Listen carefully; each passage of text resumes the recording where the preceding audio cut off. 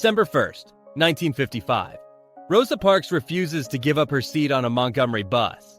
The next day, just 24 hours later, another battle over civil rights explodes across the front pages of every newspaper in America.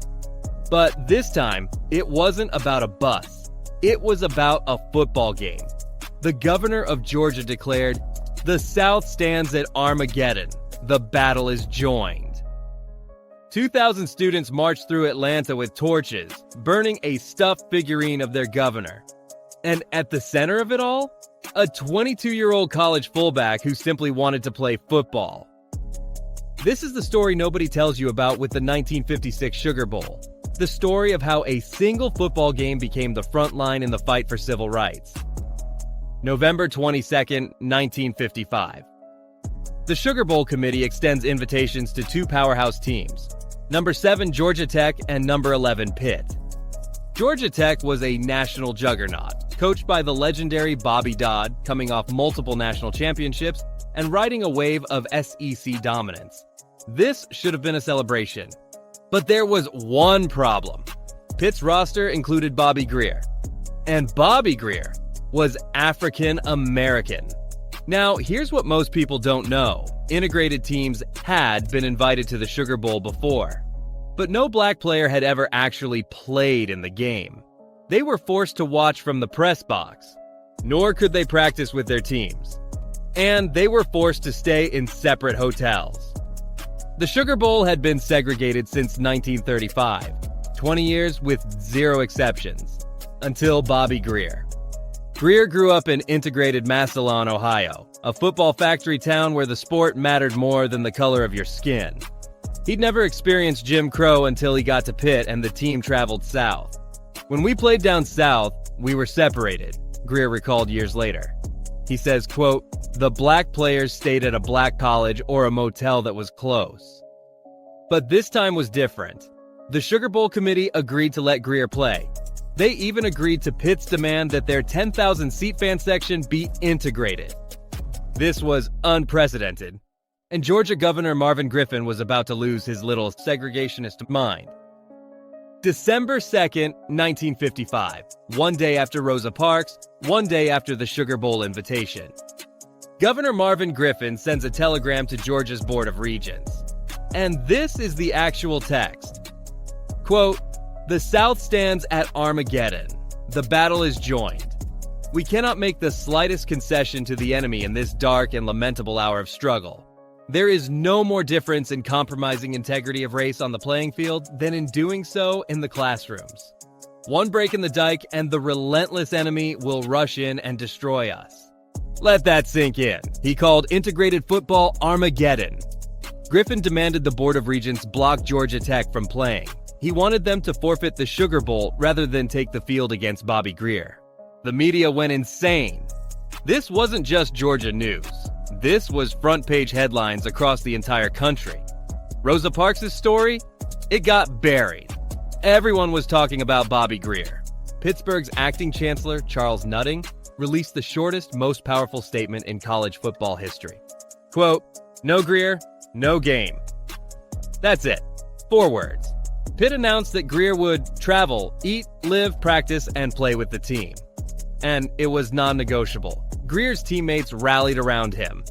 Tackle Don Agaton told reporters, quote, "We're a team. We don't play without one man." But here's where the story gets really interesting.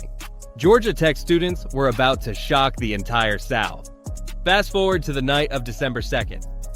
Late that night, around 2,000 Georgia Tech students grabbed torches and marched 2 miles from campus to the governor's mansion. They created life-size dummies of Governor Griffin and set them on fire. Not once, but 3 times.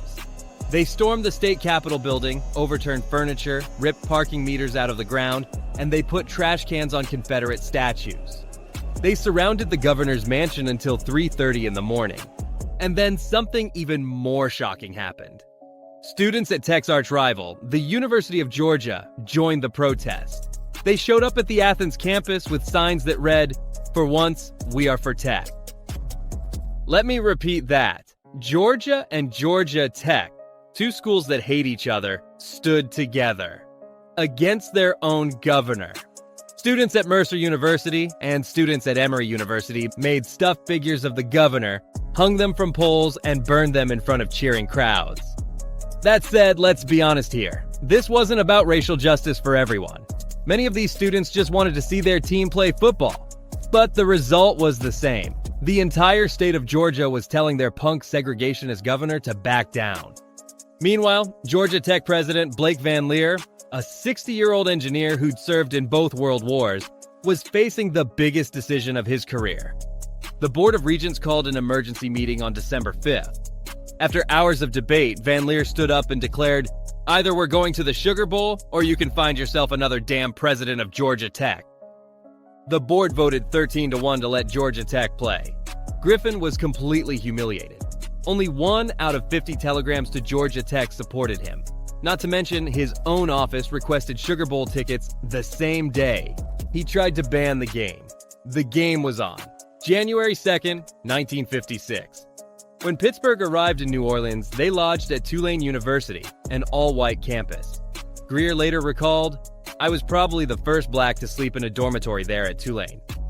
Due to an injury to Pitt's starting fullback, Bobby Grier was in the starting lineup when the Sugar Bowl kicked off. 85,000 fans packed Tulane Stadium. Tickets for white fans literally said, "Issued for a person of the Caucasian race." But Pitt's 10,000-seat section, fully integrated. Grier made the tackle on the opening kickoff and the crowd went silent. And then, on Georgia Tech's second possession, the play that would haunt him for decades. Georgia Tech quarterback Wade Mitchell threw a deep pass toward the end zone. The ball sailed over both the receiver's head and over Bobby Grier's head. Grier was flat on the ground, the receiver was behind him, and the back judge threw a flag. Pass interference on Grier. The roar of protest from Pittsburgh fans was deafening. As a result, the ball was placed on the 1-yard line. Georgia Tech punched it in with a touchdown to go up 7-0. It was the game's only score. Here's the kicker. The official who made the call was Rusty Coles, a Pittsburgh native selected by Pitt to referee the game. Coles later admitted the call was a mistake. Game film confirmed it. Grier couldn't have pushed anyone. He was on the ground and the receiver was behind him. But the damage was done. Despite playing on a bad knee and despite the terrible call, Bobby Grier led both teams with 51 rushing yards. He broke free on multiple long runs.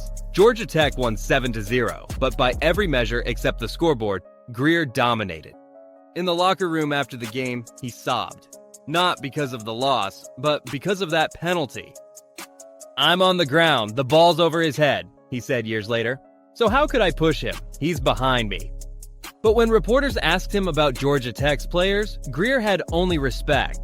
"They were good sportsmen, perhaps the best I've played against all season. They played hard but clean. There were no cheap shots when they tackled me."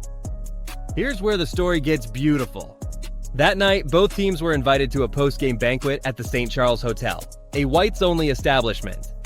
The hotel manager told reporters, "If he shows up, I won't block his way to the dinner, but you know he would never come." But Bobby Grier did show up. And as he stepped off the Pitt team bus, 5 Georgia Tech players, all from the South, met him at the door. "You're eating with us," they told him. When Grier walked into that segregated banquet hall, he received the loudest ovation of any player in the Sugar Bowl.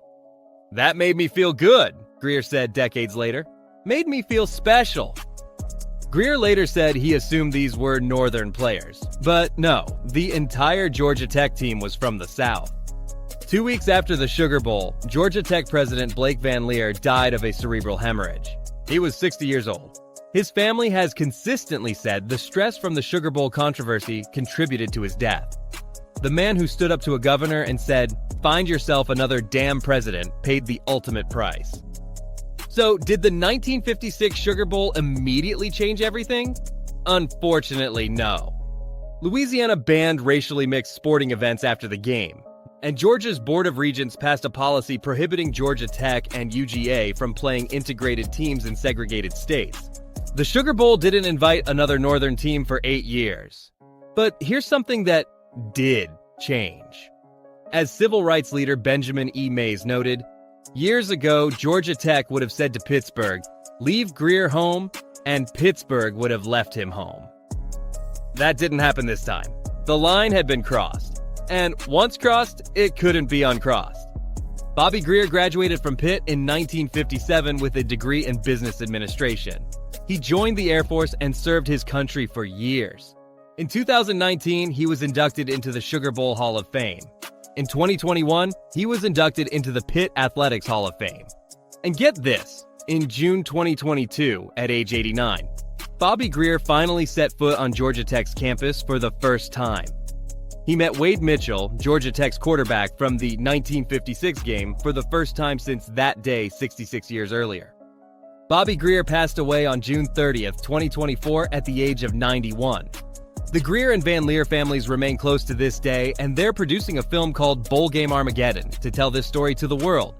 But here's what most people miss about the 1956 Sugar Bowl. It happened 24 hours after Rosa Parks and generated more front-page headlines than the Montgomery bus boycott. It forced an entire state to choose between football and segregation, and football won.